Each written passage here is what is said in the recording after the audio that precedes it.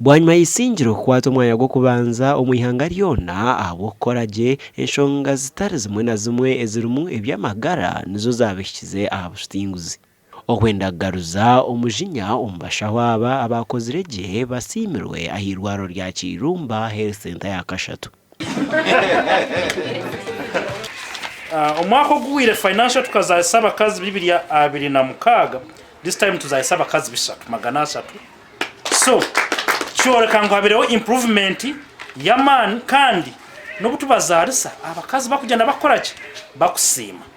abashaho aba basiimirwe management y'irwaro rya Kyeirumba Health Centre III kandi omukoro ogu gukurirwe omuhwezi w'ebyamagara aha district ya ISINGIRO. Antinento egumire maternity egumire abo kuba buri mukazi wo rukureba inenda aine story behind that pregnancy.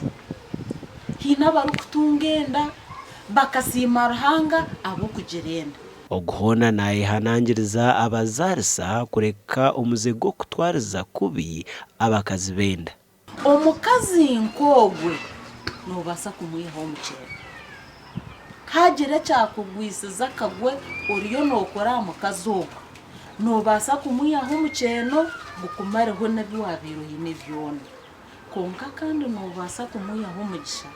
batandike no kwebuza ngo iyo turanoza hansi y'amizi abo mugisha bitu no bibire bityo abashaho abantu bagira ngo bino buremezi obo bari kubugabugana omukora emirimo yabo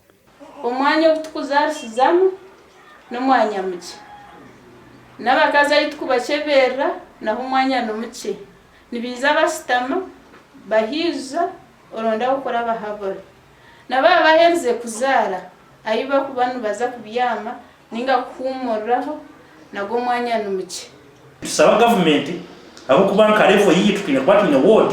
obweza kubwa kubabro twati jirozo zishonga case na ward baba batekate abo kuba nsima UPDF katwaje OPD ingwe kuba tomeche OPD maternity yero ntubura ward yonka twine nekizubu cyamizi amizo muri Kyeirumba nago tugarho marungi nigiza gavura usanga umwe abakazi abayeza kuzara nabwo amizi gababura na noburaro obwabasaho abasaho obutukoraha obararo bwitu nubuke nusanga mwe bari amaheru abana abukoraro umuntu usanga mubari bake kandi obuhereza burebuka ngo bwatwarwa mpora abo kuburaho kuryama Gasha kwa Ruth Nwamanya